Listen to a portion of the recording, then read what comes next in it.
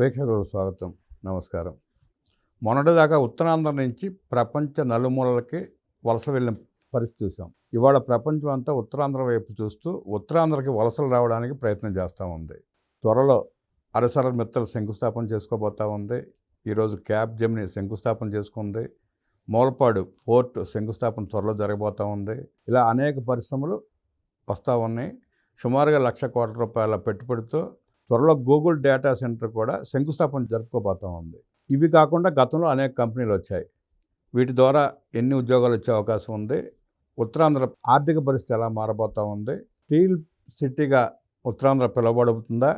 అనేక విషయాలు తెలుసుకునే ప్రయత్నం చేద్దాం. విశ్లేషించడానికి మనతో పాటు ఉన్నారు సీనియర్ జర్నలిస్ట్ సత్యమూర్తి గారు. వారిని అడిగి మరి విశేషాలు తెలుసుకుందాం. సార్ నమస్తే. నమస్కారం అండి. ఉత్తరాంధ్ర ఆర్థిక పరిస్థితి మారడంతో పాటు రాష్ట్ర భవిష్యత్తు కూడా మార్చబోతోంది ఉత్తరాంధ్ర. గూగుల్ డేటా సెంటర్ రాబోతూ ఉంది. మూలపాడు పోర్ట్ రాబోతూ ఉంది. త్వరలో అరసలర్ మిత్ర శంకుస్థాపన జరుపుకోబోతూ ఉంది. క్యాబ్ జెమిని ఈరోజు శంకుస్థాపన చేసుకుంది. అలాగే అనేక ఐటీ కంపెనీలు వచ్చినాయి. ఉత్తరాంధ్ర రూపురేఖలు మారబోతూ ఉన్నాయి. ఉత్తరాంధ్ర మీరు ఎలా చూస్తారు? దాని ద్వారా రాష్ట్రానికి జరిగే మేలు ఎట్లా ఉండబోతుందంటారు? ఇక్కడ ఉత్తరాంధ్రని మెయిన్గా చంద్రబాబు నాయుడు ప్రభుత్వం టేకప్ చేయటానికి కారణం ఏంటి అంటే అక్కడ తరతరాల నుంచి వెనుకబాటుతనం ఉన్నది. వెనుకబాటుతనం అక్కడి నుంచి దూరం చెయ్యాలి అంటే మాస్టర్ ప్లాన్ వేయాలి. మాస్టర్ ప్లాన్ ఏంటి అంటే ఏంటి? ఇప్పుడు మామూలు ప్లాన్ వేశారనుకోండి, ఉత్తరాంధ్రకి పెట్టుబడులు వస్తాయి. కానీ ఉత్తరాంధ్రలో జీవిస్తున్న వారికి ఉపాధి అవకాశాలు రావు. మీరేదో ప్లాన్ వేస్తే ఉత్తరాంధ్రకి పెట్టుబడులు వస్తాయి, ఉత్తరాంధ్రలో ఉండేవాడికి జీవనోపాధి రాదు. అందుకనే మాస్టర్ ప్లాన్ వేయాలి. ఆ మాస్టర్ ప్లాన్ని చంద్రబాబు నాయుడు వేశాడు. ఏంటి అంటే మీకు అక్కడ డైవర్సిఫికేషన్ ఉంది. చూడండి, మీరే చెప్పారు ఆర్సెల్ఆర్ మిట్టల్ నిప్పాన్ జాయింట్ వెంచర్, అక్కడ స్టీల్ ఫ్యాక్టరీ రాబోతుంది. మూలపాడు ఓడరేవు. ఆ తర్వాత భోగాపురం ఎయిర్పోర్ట్. భోగాపురం ఎయిర్పోర్ట్ పక్కన ఏవియేషన్ యూనివర్సిటీ. భోగాపురం ఎయిర్పోర్ట్కి ఇంకొక వైపున విమానాల తయారీ, అసెంబ్లింగ్, వాటికి సంబంధించి మెయింటెనెన్స్కి సంబంధించి గూగుల్ ఏఐ డేటా సెంటర్. అంటే ఈ వైవిధ్యభరితమైన పరిశ్రమలు అక్కడ రావటం వల్ల మీకు ఏమవుతుంది అంటే అన్ని రకాల వ్యక్తులకి, అంటే స్కిల్డ్ అన్స్కిల్డ్ పీపుల్ అందరికీ కూడా ఉపాధి అవకాశాలు కలుగుతూ ఉంటాయి. ఇది మాస్టర్ ప్లాన్ అని నేను చెప్పింది. ఇప్పుడు AI Google AI data centre తీసుకొచ్చి పెడితే అక్కడ మీకు నాకు కూడా ఉద్యోగాలు రావు. ఎందుకు వస్తాయి? మనకి తెలియదు కదా, టెక్నికల్గా మనకు తెలియదు. ఏఐ మనం we are not qualified in artificial intelligence. మనకి ఎక్కడ వస్తుంది? మనకి ఈ పోర్ట్ డెవలప్మెంటు, ఆర్సెల్ఆర్ మిట్టల్లో ఏదో ఫైనాన్షియల్ అడ్వైజర్ గానో ఏదో రకరకాల ఏదో ఒకటి లైజన్ ఆఫీసర్ గానో ఏదో ఒకటి చేరచ్చు. అట్లా ఉందన్నమాట. సో ఈ విధంగా ఇప్పుడు ఒక భోగాపురం ఎయిర్పోర్టు ఇంకొక 1-2 నెలల్లో ఇది అయిపోయింది, ఫుల్ ఫ్లెడ్జ్ ఇది వచ్చిన తర్వాత అక్కడ కమర్షియల్ యాక్టివిటీ పెరుగుతుంది. ఆ కమర్షియల్ యాక్టివిటీ దానికి మీకు ఇంకా హద్దులు లేవు.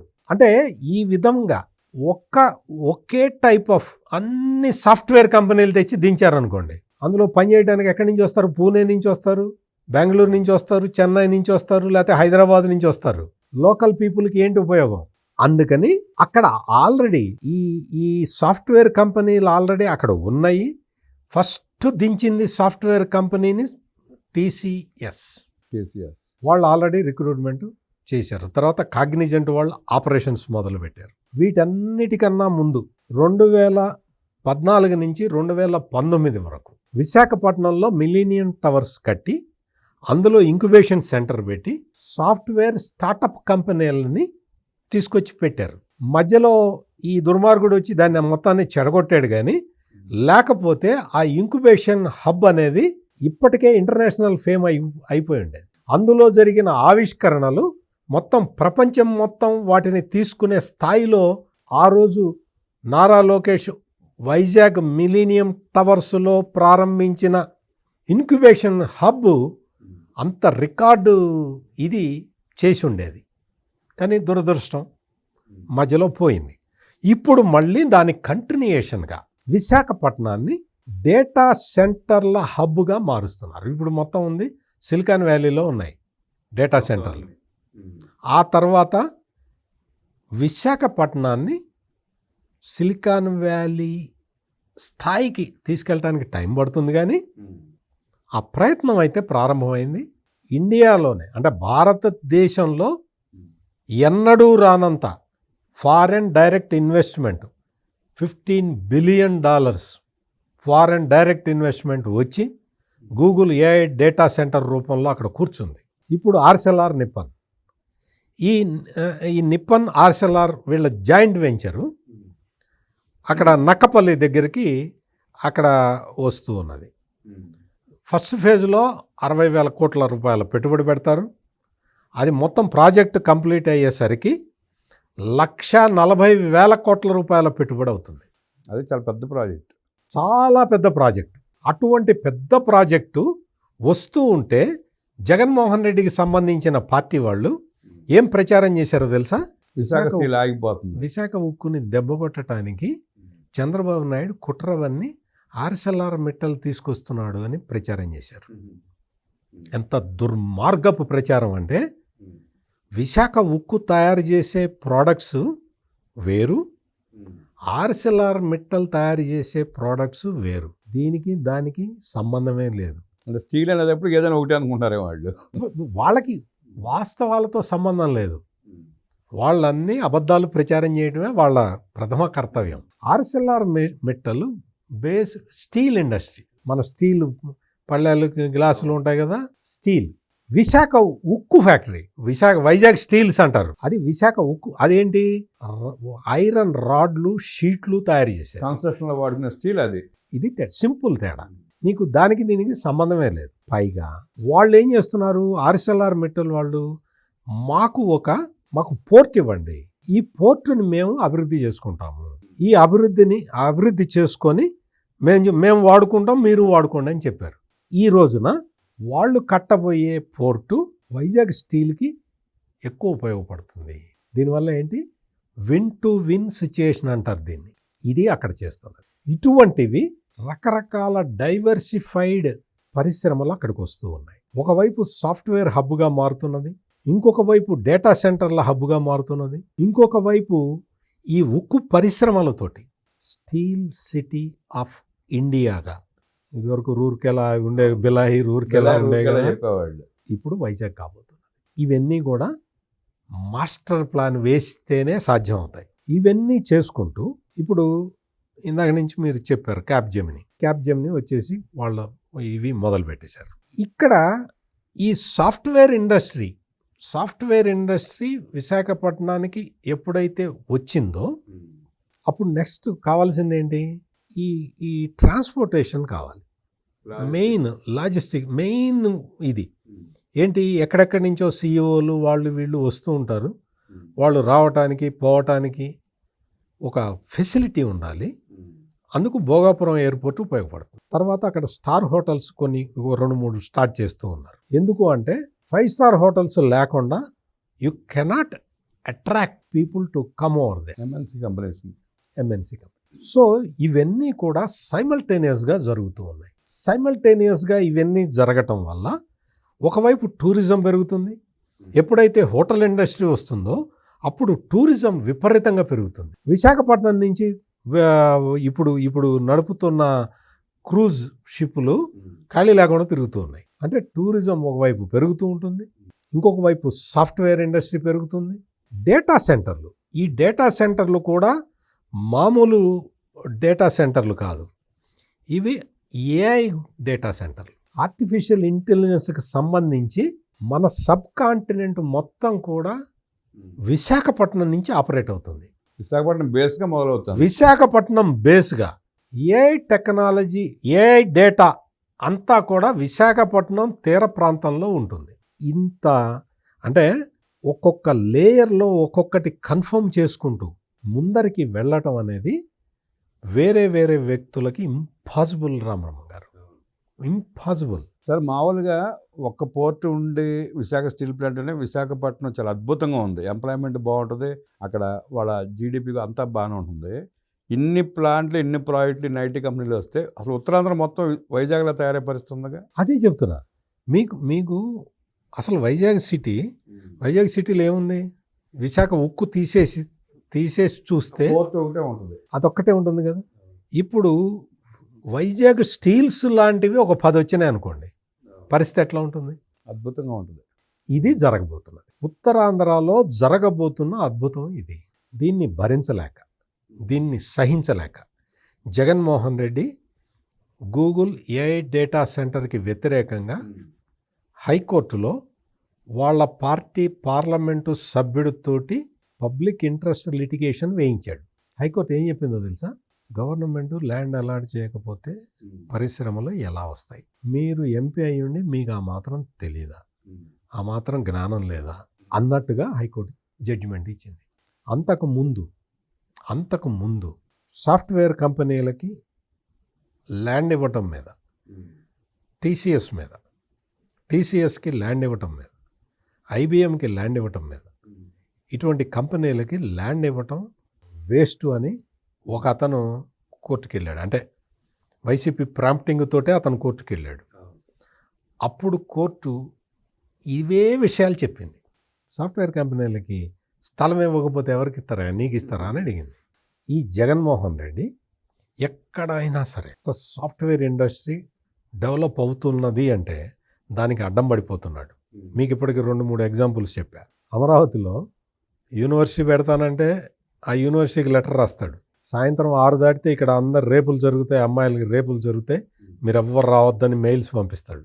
క్వాంటమ్ వ్యాలీ పెడతానంటే ఇక్కడ మునిగిపోతుంది అని ప్రచారం చేస్తాడు. ఈ జగన్మోహన్ రెడ్డి, ఈ వైసీపీ గ్యాంగులు వీళ్ళు చేస్తున్న ఈ ప్రచారానికి అదృష్టం ఏంటంటే ఎవ్వడు దీన్ని కేర్ చేయటల్లా. ప్రజలు అసలు విశ్వసించలే వాడిని. అసలు వాడు ఎవడైతే పెట్టుబడి పెడతాడో వాడు చూసి చదువుకొని కొంచెం అన్నా భయపడాలి కదా. అరే ఇట్లా అంటున్నాడు అని భయపడాలి కదా. ఎవడు భయపట్టాలా. ఎందుకు భయపట్టలేదు అంటే ఈ జగన్మోహన్ రెడ్డి చేయిస్తున్నవన్నీ వాస్తవానికి విరుద్ధంగా ఉన్నాయి. అందుకనే ఇతని పాచికలు పారట్లేదు. వీళ్ళందరినీ విదేశాల్లో కొంతమందిని పెట్టుకొని ఉన్నాడు.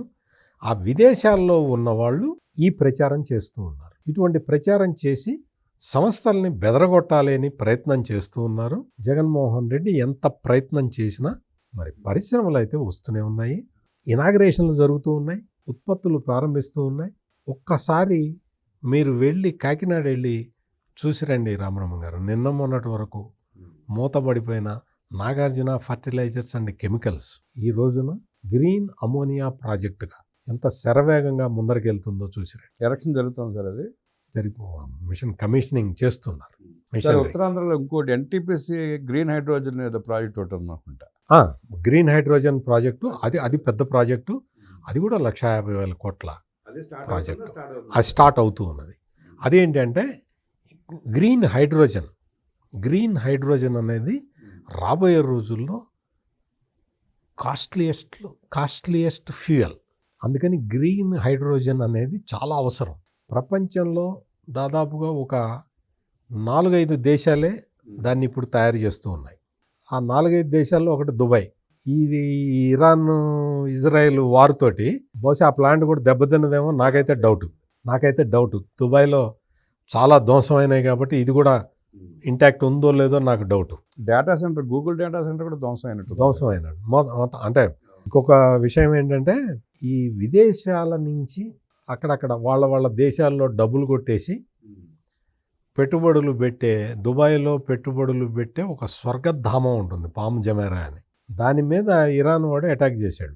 ఈ రోజున పామ్ జమేరాలో పెట్టుబడులు పెట్టిన కోటీశ్వర్లందరూ వల్ల ఏడుస్తూ ఉన్నారు. అక్కడికే మన మద్యం కుంభకోణంలో ఉన్న ముడుపులు 3,500 కోట్లు కూడా ఆ ఏరియాకి వెళ్ళినాయి అని కొంతమంది చెప్తూ ఉన్నారు. అది ఎంతవరకు వాస్తవం అనేది ఆ తర్వాత వీళ్ళ ముఖాలు చూస్తే అర్థం అవుతుంది మనకి.